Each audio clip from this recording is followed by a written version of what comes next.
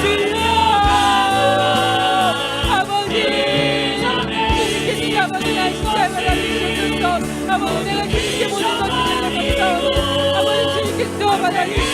주옵소서. 내가 무슨 내가 전하면 주님께 사랑하여 주시옵소서.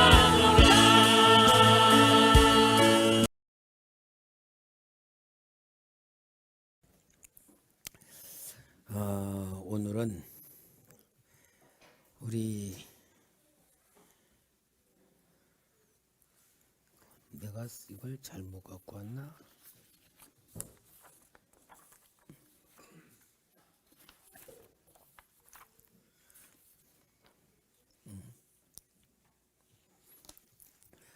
여러분, 오늘은 우리가 특별하게 성지순례를 하겠습니다. 성지순례가요 1인당 한 500만 원 듭니다. 그런데 우리는 성령님의 귀하신 은혜에 따라서 이 시간에 성지순례를 가겠습니다. 성지순례를 가는 것이 몸으로 가는 게 아니고 말씀 속에서 성령의 감동으로 갈 줄 믿습니다. 우리 하나님 말씀을 오늘 종려주일이라서 하나님 말씀을 이제 우리가 들어가 가지고 우리 주님이 예루살렘에 입성하시는 그러한 광경부터 우리가 들어갑니다. 누가복음 19장 28절에서 40절.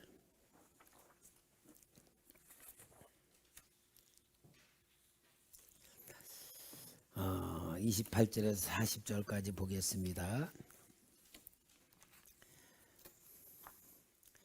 예수께서 이 말씀을 하시고 예루살렘을 향하여 앞서서 가시더라. 감람원이라 불리는 산 쪽에 있는 벳바게와 베다니에 가까이 갔을 때에 제자 중 둘을 보내시며 이르시되 너희는 맞은편 마을로 가라. 그리로 들어가면 아직 아무도 타보지 않은 나귀 새끼가 매여 있는 것을 보리니 풀어 끌고 오라. 만일 누가 너희에게 어찌하여 푸느냐 묻거든 말하기를 주가 쓰시겠다 하라 하시매 보내심을 받은 자들이 가서 그 말씀대로 만난지라. 나귀 새끼를 풀 때에 그 임자들이 이르되 어찌하여 나귀 새끼를 푸느냐 대답하되 주께서 쓰시겠다 하고 그것을 예수께로 끌고 와서 자기들의 겉옷을 나귀 새끼에 걸쳐놓고 예수를 태우니 가실 때에 그들이 자기의 겉옷을 길에 펴더라. 이미 감난산 내리막길에 가까이 오심에 제자의 온 무리가 자기들의 본 바 모든 능한 일로 인하여 기뻐하며 큰 소리로 하나님을 찬양하여 이르되 찬송하리로다. 주의 이름으로 오시는 왕이여 하늘에는 평화요 가장 높은 곳에는 영광이로다 하니 무리 중 어떤 바리새인들이 말하되 선생이여 당신의 제자들을 책망하소서 하거늘 대답하여 이르시되 내가 너에게 말하노니 만일 이 사람들이 침묵하면 돌들이 소리 지르리라 하시니라.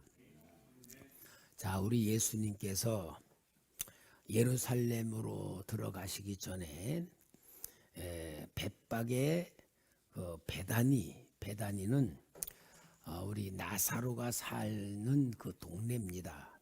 거기에 가셨을 때에 제자 둘을 보냅니다. 저 너희는 맞은편 마을에 가면은 나귀 새끼가 묶여 있을 것이다. 그 나귀 새끼를 풀어 가지고 오너라. 그때 그 주인이 왜 풀어 가느냐면 주께 쓰시겠다고 하시더라. 그러면은 줄 거다. 그래서 이 제자들이 그 보니까 진짜 주님 말씀 나귀 새끼가 묶여 있는 거예요. 여러분 아주 작은 새끼가 아닙니다. 타보지 않은 나귀를 말해. 일하지 않는 나귀. 이제 금방 이제 써먹을 수 있는 그런 나귀를 말해요. 그래가지고 우리 예수님이 그것에 이제 타고 오시게 해서 제자들이 거기에다가 겉옷을 갖다 이렇게 덮어주니까 주님이 타고 이제 올라오십니다. 그럴 때에 사람들이 주님이 오신다는 소식을 다 알고 길거리에 모두가 우리 주님이 오시는 걸 환영합니다. 환영하는데 종려나무 가지를 꺾어 가지고 길에 막 피고 그의 왕들이 올 때에 환영하는 모습이 어떤 자기 옷을 피고 레드 카트 빨간 카트 쫙 임금니 그 대통령 가면은 깔아놓는 것 마냥 그렇게 하는 거예요. 그들이 환영안으로 그렇게 하고 있는 거예요. 자, 그러면 우리가 이것을 성경 속으로 들어가서 우리 주님이 나귀를 끌어오너라 그 말씀을 하실 때에, 아니 여러분, 나귀가 거기 매여 있는지도 어떻게 아시겠어요? 그죠? 우리 주님은 그런데 나귀 새끼 매여 있는 것, 또 주인에게 주인님이 쓰시겠다 그러면 풀어줄 거 다 알고 계시는 게 왜요? 성경에 예언된 역사이기 때문에 그런 거예요. 우리 주님은 성경의 예언을 이루려고 오셨거든요.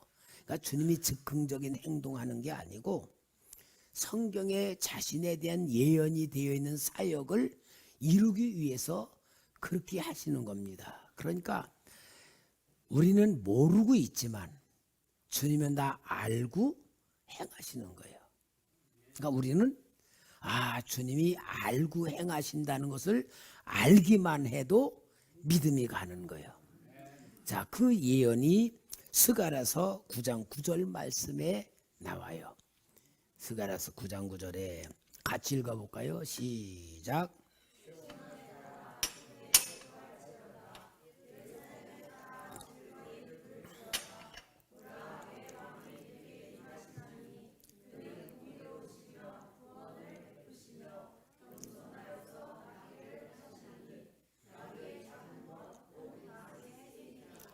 자, 그럼 여러분, 우리 주님이 성경에 예언된 역사를 이루시기 위하여 나귀를 타고 오시는데, 그러면 그 주인, 나귀의 주인은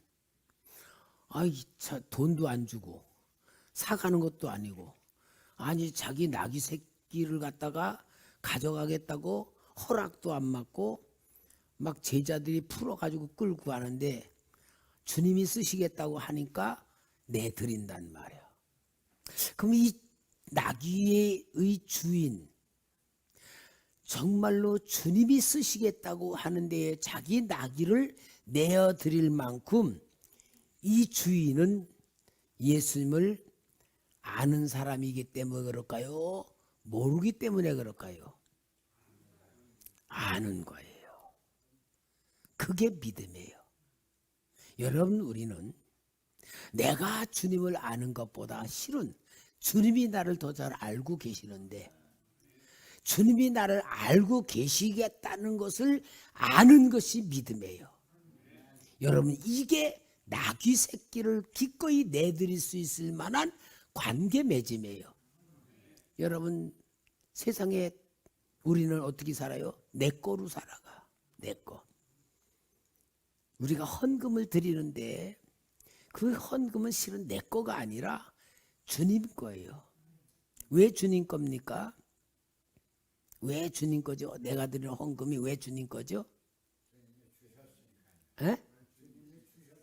주님이 주셨으니까 그건 한 70점 정도 되는 답입니다. 왜 그럴까? 오, 할렐루야, 100점이야. 내가 주님의 것이니까 내게 있는 게 주님의 거예요. 그럼 여러분, 이게 얼마나 위대한 신앙인지를 알아야 돼. 내가 주님의 것이니까 주님의 것을 드리는 거예요. 그럼 여러분, 주님은 나에게 모든 걸 주셨어.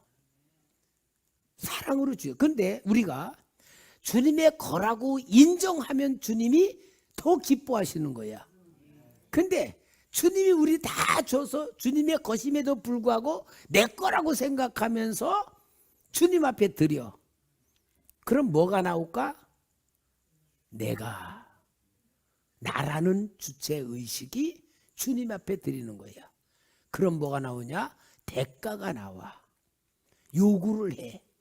그러나 여러분, 나귀 주인과 주님과의 관계는 이러한 관계 속에서 주님 앞에 나귀를 드렸다는 것을 보면 얼만큼 주님의 은혜를 알고 사는 사람이었기 때문에 자신이 기르는 나귀 새끼도 기꺼이 주님을 드릴 수 있을 만큼 주님은 이 땅에 모든 은혜와 역사를 베풀어 주셨다는 것을 보여주면서 정말 여러분 우리는 성령에 의하여 말씀에 눈을 뜨고 알면서 행할 수 있는 이제 복에 열리길 바랍니다. 오늘 오전에 정말 우리 주님께서 베푸신 그 의도와 마음과 뜻을 우리가 조금이라도 아니까 은혜가 되지요. 알고 행하면 복이 있으리라 하는 게 얼마나 큰 은혜인지 몰라요. 그래서 우리 주님은 행하시는 것이 나귀를 타고 오겠다는 예언을 성취하시는 사역이지 우연의 역사가 아닌데, 자, 우리 주님께서 이렇게 나귀를 타고 오시는 자신을 사람들에게 보여주는 그 역사가 겸손하신 왕이라는 걸 보여주는데, 마태복음 21장 5절에 이 역사가 기록되어 있죠.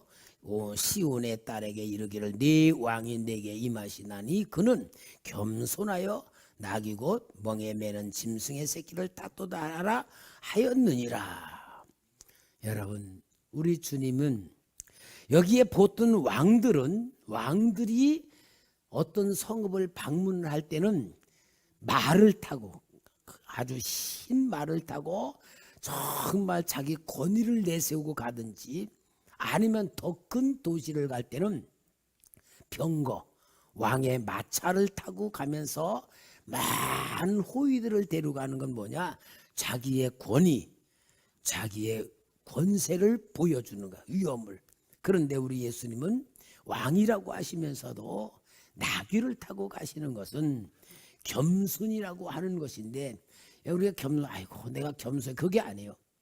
겸손하신 예수님이 겸손의 본질이 뭐냐? 죽으러 가는 거예요.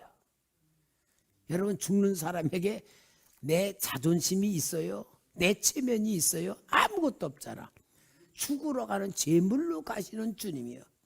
그러면서도 온 인류를 구원하기 위한 주님의 희생의 봉사와 그 예언된 약속을 이루시면서 가는데, 여러분 우리는 정말 그 주님의 그 실제적인 역사와 마음과 그 본질을 알고 우리가 눈을 뜨는 이 시간 되길 바랍니다. 우리는 영화 보는 관람자가 아니라 그 속에 내가 있다는 걸 알고, 내가 그 속에서 주님의 역사를 보면서 이 역사가 내 역사라는 것을 보는 가운데 우리 성지순례를 하시길 바랍니다.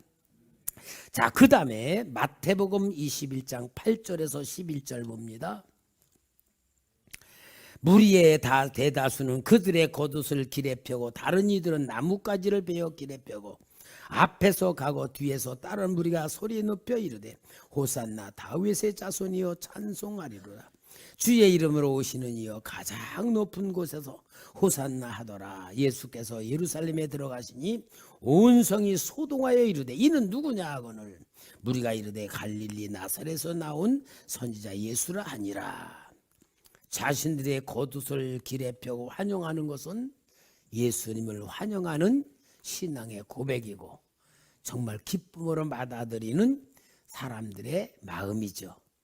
자, 종려나무가지를 펴고 흔들면서 환영하는데 종려나무는 평화를 상징해. 평화의 왕. 우리 주님 이 평화를 위하여 오십니다. 그러면은 그들이 지금 환영하고 있는 이들의 역사는 어떤 거요?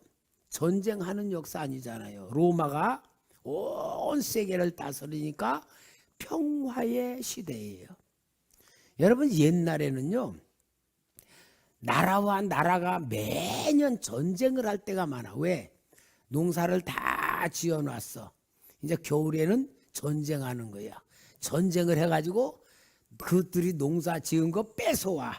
그래서 사는 거야. 그러니까 매년마다 전쟁이 일어나고 죽고 막 그러니까 그 시대에 사람들의 인사가 뭐냐? 살롬. 살롬이 뭐요? 평화. 그랬던 거예요. 그러니까 지금 로마 나라가 온 세계를 다스리니까 전쟁이 일어나질 않아. 그건 평화 시대야. 그런데 여기에 예루살렘 백성들은 예수님을 평화의 왕으로 정말 환영을 하는 거예요. 그러면은 이들이 생각하는 평화는 뭡니까? 환경적 평화가 아니고 자기들의 마음의 위로와 소망과 믿음과 고난의 모든 걸 해결해 주시는 평화, 영적인 문제를 완전히 해결하는 그 평화의 왕을 영접을 하는 이들의 마음은 진짜 예수님이 자기들의 왕이라는 걸 보는 눈을 뜨고 환영하는 거예요. 그러니 얼마나 이 정말 주님을 알면서 기쁨으로 환영합니까? 그러면서 호산나, 호산나, 호산나가 무슨 뜻이야? 나의 주여 구원하소서. 호산나, 나의 주여 구원하소서 하고 외치는 거예요. 그러니까 이들은 주님을 환영하고 주님을 모셔도 그 실제가 정말 나의 주여 구원하소서라는 갈망으로 우리 주님을 모셔드리는 거예요. 그러니까 이들의 환영이 온 성에 가득하고 무슨 떠들썩한데 막 하니까 온 성이 소동이 일어나잖아요. 그런데 환영하는 사람들은 주님을 알고 환영을 하지만 주님을 모르고 있는 사람들의 질문이 뭐예요? 이는 누구냐? 이가 누구냐? 그럴 때에 갈릴리 나사렛에서 나온 선지자 예수라고 말하는 겁니다. 여러분, 갈릴리 동네는 한마디로 완전히 소외된 곳이에요. 그 당시 이스라엘 나라에서 갈릴리 그러면 이방 나라 취급받는 지역이요. 그만큼 가난하고 무식하고 어부들이 사는 그런 천박한 동네에, 그러니까 나다넬이 예수님 보고 예수님을 만났다 할 때 뭐 나사렛에서 무슨 선한 것이 나오겠냐, 그게 뭐냐, 개천에서 용나겠냐, 그런 관념이었거든요. 그런데 우리 예수님이 그렇게 아주 천한 갈릴리에서 오시는데 왕으로 인정을 받는 만큼 주님의 사역을 사람들이 알게 되었고 받아들인 겁니다. 그런데 여러분, 이렇게 오시는 주님의 겉모습, 모든 사람에게 평화를 주고 구원을 위해 오는 것을 환영을 받지만 그 환영 속에 내면은 뭡니까? 죽으러 오시는 거예요. 제물이 되기 위하여 오시는 거예요. 그러니까 율법으로 세워진 유대 종교에 의하여, 율법에 의하여 죽임을 당하는 거예요. 율법에 죽임을 당하시는 그 주님이 뭐예요? 율법을 완성시키는 거예요. 완성시키는 그 법으로 오시는 것인데, 여러분, 예수님을 죽임을 당하시는 예수님이 율법에 의하여 죽으시지만 이방인에 의하여 죽임을 당해. 이건 논리적으로 말이 안 되잖아요. 그러니까 예수님이 율법을 어긴다고 해서 안식일 어기고 또 하나님의 아들이라 그러고 율법을 어겨가지고 죽임을 당하시지만 또 율법으로 죽임을 당하지 않고 이방인에게 손에 의하여 죽게, 빌라도가 이방인이잖아요. 이런 역사의 죽음이란 건 논리적으로도 유대 종교적인 차원에서 맞아지지 않는데 이게 얼마나 아이러니한 겁니까? 그런데 여러분, 이 아이러니한 주님의 죽음이 실은 성경의 예언 그대로 성취되는 죽음이란 걸 볼 때에 우리 주님이 죽으러 오시는 예수님 종려주일, 우리가 그 주일을 지금 맞이하고 있다는 걸 보여줍니다. 그러면은 이러한 주님의 입성에 의하여 이제 예루살렘 성의 반응이 보여져요. 누가복음 19장 41절에서 44절 봅니다. 가까이 오사 성을 보시고 우시며 이르시되 너도 오늘 평화에 관한 일을 알았더라면 좋을 뻔하였거니와 지금 네 눈에 숨겨졌도다. 날이 이를지라 내 원수들이 도tun을 쌓고 너를 둘러 사면으로 가두고 또 너와 및 그 가운데 있는 네 자식들을 땅에 메어치며 돌 하나도 돌 위에 남지 아니하리니 이는 네가 보살필면 나를 알지 못함을 이남이니라 하시니라. 성전에 들어가서 장사하는 자들 내쫓으시며 그들에게 이르시되 기록된 바 내 집은 기도하는 집이 되리라 하였거늘 너희는 강도의 소굴을 만들었도다 하시니라. 예수께서 날마다 성전에서 가르치시더니 대제사장들과 서기관들과 백성들의 지도자들의 그를 죽이려고 꾀하되 백성이 다 그에게 귀를 기울여 들이므로 어찌할 방도를 찾지 못하였더라. 자, 먼저 여기에 예수님께서 예루살렘 성으로 들어오면서 환영하는 사람들과 정반대적인 가장 그 당시에 거룩하고 가장 정말 위대한 힘을 갖고 있는 유대 종교 예루살렘 성과 성전에 대한 실체가 주님에 의하여 드러나는 거예요.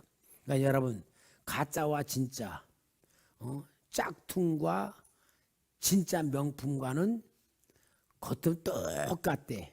근데 진짜 놓고 가짜를 봐야지만 이게 가짜군 안 돼.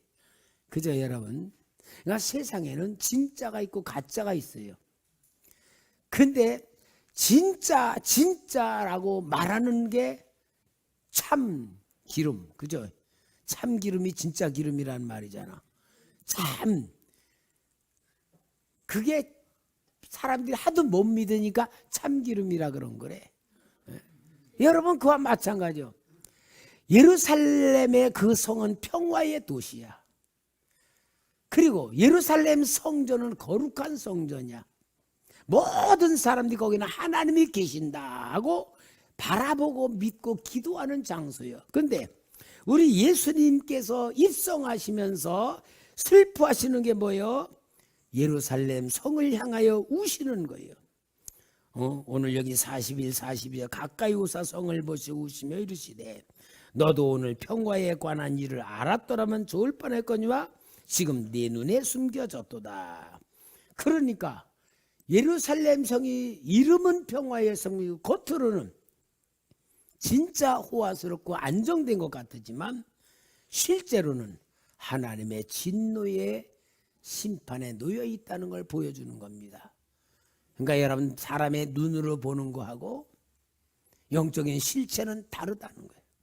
여러분, 우리는 눈으로 보는 세계하고 보이지 않는 영적인 세계를 보는 눈이 열려져야 됩니다. 그러니까 우리가 성경에도 여러분 제가 설명하잖아요. 영적인 실체를 말하기 위해서 성경은 말하는 것이다.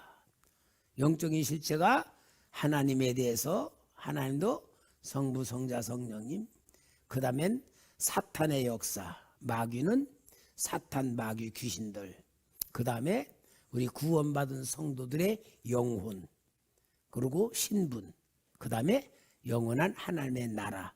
요 실체를 이야기해서 성경이 기록된 것 마냥 예수님에 의하여 예루살렘 성이 완전히 이게 거짓된 성이고 무너질 성이라는 것을 예수님이 가르쳐 줍니다. 그 말씀이 마태복음 23장 34에서 38절까지 나옵니다. 한번 같이 읽어볼까요?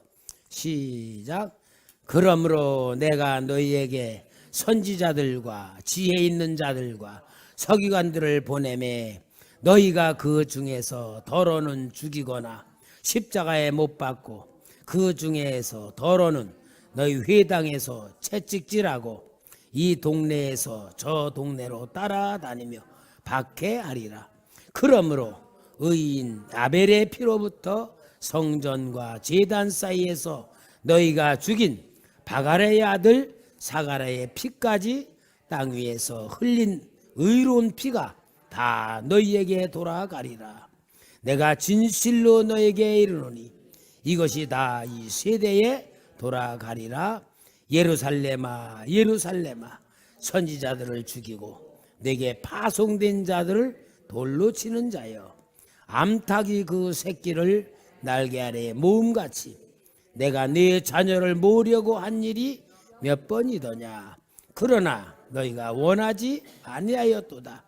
보라, 너의 집이 황폐하여 버려진 바 되리라. 예루살렘 성은 다윗이 지은 다윗성이에요. 예루살렘에는 성전이 있기 때문에 거룩한 성이라 그래. 그런데 하나님이 예루살렘을 통하여서 그들의 잘못된 걸 하려고 선지자들을 보내고 제사장들 보내고 깨닫게 하는 사람 보낼 때마다 다 죽였다 그래요. 그러니까 예수님이 선지자는 예루살렘에서 죽은 일이 없다 그랬어요. 그만큼 이 예루살렘이 하나님의 뜻을 거역하고 거부하고 죽인 자들, 하나님의 사람 다 죽이는 것으로서 계속 죄를 쌓고 왔는데, 이제는 마지막 누구를 죽일 성이요? 예수님을 죽일 성으로 우리 주님이 말하는 거예요. 넌 여러분, 거룩을 가장한 종교가 가장 추악하고 더럽다는 거예요. 그러니까 여러분, 교회 다니는 사람들이 정말 잘못하면 교회 안 다니는 사람들에게 비난받을 수밖에 없는 거예요. 왜냐? 겉으로는 우리 거룩이라는 이름을 가지고 있기 때문에 사람들은 기대를 걸어요. 여러분, 도둑놈이 도둑질하는 거는 신문에 안 나는데 목사가 도둑질했다면 신문에 나잖아요. 그죠? 왜 그래요? 목사는 그러면 안 된다는 것이 사람들의 인식에 되어 있잖아요.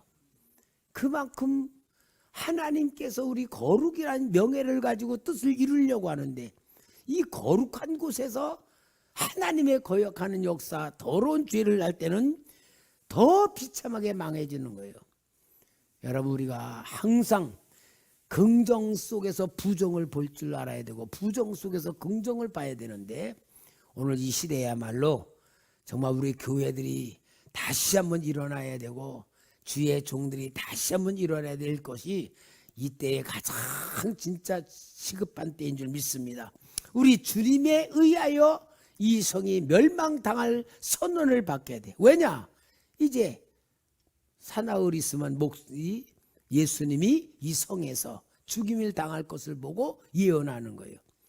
오늘 여러분, 우리는 이 세상을 바라보면서 내가 바라보는 세상 실체가 아닙니다. 내가 눈으로 바라보는 세상이 실체가 아니에요. 이 세상 눈에 보이는 속에는 더럽고 추잡하고 음란하고 너무 가증스러운 것들이 지금 계속 쌓여가고 있는 시대예요. 그러니까 우리는 이 시대 세상을 보고 뭔가 미래에 기대를 걸고 잘 될 것이라는 세상을 보지 마시고 하나님의 심판이 있는 세상이라는 걸 보는 눈이 있어야 우리가 뭘 해야 될 것인가를 아는 사명자들이 될 줄 믿습니다. 그러면서 더 중요한 것은 여기에 45절에 보니까 성전에 들어가서 장사하는 자들을 내쫓으시며 그들에게 이르되 기록된 바 내 집은 기도하는 집이라 하였거늘 너희는 강도의 소굴을 만들었도다. 그러니까 하나님의 성전이 무슨 소굴이라고? 강도의 소굴이면 그 속에 누구들이 있다고? 강도의 소굴이면 그 소굴 속에 누가 들어있어? 강도들이 들어있는 거예요. 여러분, 강도의 소굴이 들어있다는 거예요. 그러면은 왜 주님이 그 성전 안에 강도들이 있다고 말하는가를 알아야 돼. 여러분, 도둑놈하고 강도하고 차이가 뭘까요? 도둑놈은 잠자는 데에 살짝 훔쳐가는 거야. 강도는 눈을 뜨고 보고 있는데 훔쳐가는 거 아니죠? 뺏어가는 거야, 뺏어가는 거. 그게 강도야. 그러면 성전 안에 있는 사람들이 훔쳐가는 거다, 뺏어가는 거다? 뺏어가는 거야. 여러분, 이게 얼마나 무서운 겁니까? 그러니까 무슨 얘기냐면은 하나님의 성전에는 제사를 드리는 거예요. 제사를 드리는데 우리 주님이 이방인의 뜰에 가니까, 이방인의 뜰은 뭐냐? 유대인들 말고 이방인들이 유대 종교를 믿게 돼. 그러면 할례를 행해. 할례를 행하고 율법을 배우는데 그래도 성전 안에는 못 들어와. 왜? 이방인이라. 그러니까 이방인들이 하나님을 섬기고 제사를 드리는 그 뜰이 있어. 근데 그 이방인의 뜰에 소, 양, 비둘기 이런 짐승들을 팔고 있는 거야. 팔고 있고 돈 바꾸는 거 뭐냐? 저 밖에서 있는 통용되는 로마의 돈을 이 성전에서 헌금으로 드는 게 아니고 성전에서 쓰는 성전 돈이 따로 있어. 그래서 외국에서 오면 그 돈을 바꿔가지고 성전에다 드려야 돼. 그러니까 돈 환전하는 거야. 환전하는 사람들이 있는데 이들이 어떤 거냐. 말하자면은 제사장들이 제사를 드릴 때에는 다 이렇게 살펴보고 머리도 보고 다리도 보고 뭐 어디 상처난 데가 있나 절름발이가 아닌가 다 본 다음에 흠이 없어야 제물로 드리는 거예요. 그러니까 제물을 드리는데 사람들이 저 예루살렘 성 밖에서 약 묻히는 목장에서 양을 사가지고 오면은 제사장들이 보고 이거 하나님께 제사 못 드려. 이거는 부종이 안 돼요. 제껴놓는 거야. 그리고 성전 뜰에 있는 양을 보면은 그 양은 무조건 통과야. 근데요, 그 당시 5배 정도가 비쌌대. 저 예루살렘 성 밖에 있는 양과 이 안에 있는 양이 5배가 비쌌대. 그러니까 여기 있는 장사꾼은 뭐냐? 제사장들의 뇌물을 주고 제사장님 4대 6으로 합시다. 그럼 자기는 6 먹고 제사장 4 준다는 거야. 그렇게 하니까 정말 이 당시 제사를 드리는 사람들은요, 하나님의 사죄의 은혜를 받지 못하면 자기는 저주를 받는다고 생각하고 있으니까 저주를 받는 게 얼마나 무서운 거예요. 그래서 속죄 제사를 드리려고 하는데 저 밖에서 사오면은 예를 들어 10,000원짜리를 여기는 50,000원 줘야 되니 얼마나 엄청 비싸. 양이 10,000원이나 합니까? 한마디로 10만 원, 20만 원 한다면은 그럼 100만 원 줘야 되잖아. 그래도 어쩔 수 없이 저주에서 벗어날 수밖에 없으니까 울며 겨자 먹기로 여기서 사서 드리는 거예요. 그런데 우리 주님이 볼 때는 뭐예요? 이건 강도들이란 말이야. 강도들. 제사장들도 장사꾼들도 완전히 돈으로 막 돈 바꾸는 것도 그렇게 하고, 그래서 강도의 소굴이 되었다는 것을 우리 주님이 책망하는 거예요. 여러분, 그러면 이 제사장들, 서기관들, 장로들, 이 사람들은 하나님의 거룩한 이름을 사용해 가지고 뭐 하는 거예요? 자기 주머니 불리는 거고. 그러면 그 가난한 백성들은 하나님 앞에 제사 드리러 나오는 데에 탈취하고 늑탈하는 행위를 성전에서 하는 거예요. 얼마나 타락한 성전인 것을 우리 주님이 말씀하고 있는 거예요. 그러니까 여러분, 우리는 예수님을 만나야 실체가 드러난다. 우리 안에 나는 항상 내가 옳은 줄 알아. 근데 주님이 내 안에 임하시면 제일 먼저 일어나는 현상이 뭐냐? 내가 죄인이라는 것에 눈을 뜨는 겁니다. 그게 우리 자신의 실체를 변화시키는 주님이야. 여러분, 우리가 주님을 내 마음속에 모셨다 그러면은, 모셨다고 하는 게 지식이 되면 안 돼요. 실체가 돼야지. 예수님을 내 마음속에 모셨으면은 내 마음대로 살 수 있어요? 내 마음대로 살 수 없죠. 예를 들어서 그럴 일은 없지만 제가 여러분 집에 가서 한 달만 삽시다. 우리 유지영 권사님이 우리 집에서 한 달 살았는데 한 달만 삽시다. 아유, 목사님 진짜 영광입니다.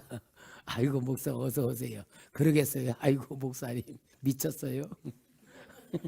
목사님 우리 집에 오면 미쳤어요. 아마 여러분, 내가 아니고 누구가 있다 하더라도 불편해. 내 맘대로 할 수가 없어. 그런데 예수님을 내 마음속에 영접했다. 예수님 어디 계세요? 그럼 다 여기 안에 다 그러잖아. 그런데 여러분, 예수님 모셔놓고 그렇게 예수님 무시하면서 살 수 있겠어요? 이게 다 거짓에 돼 있는데도 모르는 거야. 실제로 여러분, 예수님이 실체가 되어야 내가 실체로 만들어질 줄 믿습니다.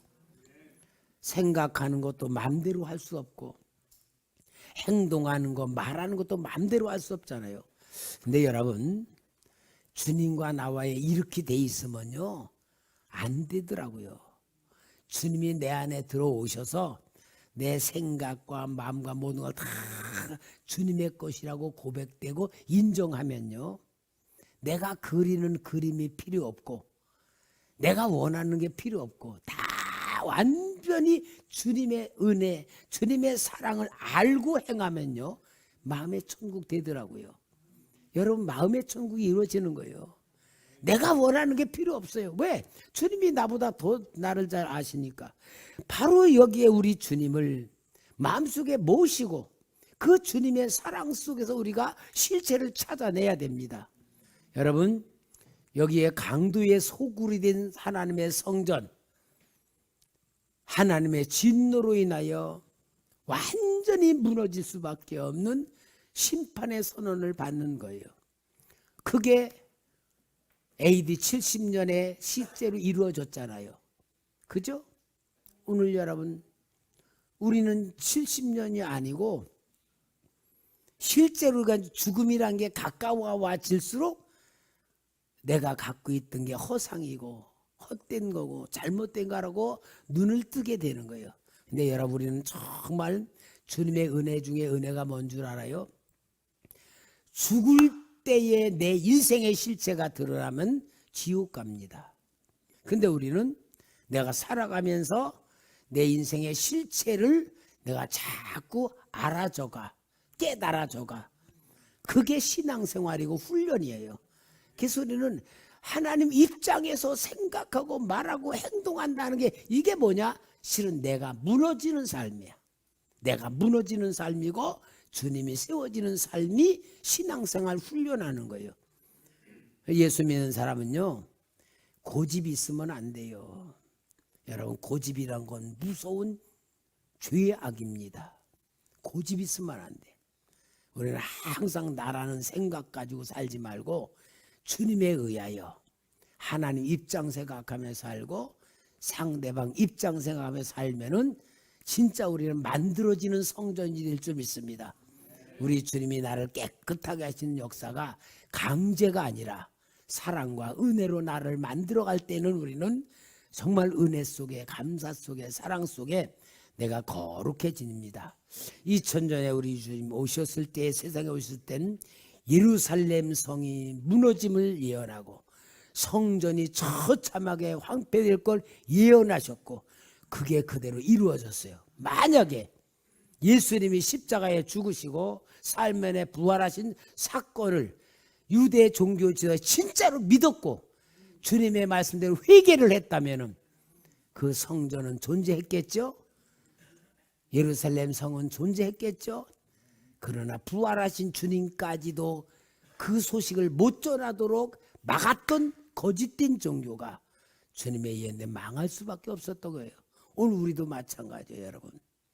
항상 우리는 내가 죄인임을 인정하고 내 생각이 틀림을 인정하고 항상 예수님을 내 마음속에 모셔드리는, 그래서 오늘 종려주일로 예루살렘 성에 오신 주님은 예루살렘 성을 회개시키고 변화시키려고 오셨지만 그를 죽이고 감추는 역사로 그 성의 완악함 때문에 망했다는 것을 보면서 오늘 예루살렘 성에 들어오신 예수님이 내 안에 들어오시는 예수님, 나의 더러운 것을 깨끗이 치워주시는 예수님, 거룩하게 만드는 예수님으로 영접하는 시간 되기를 주님의 이름으로 부탁합니다.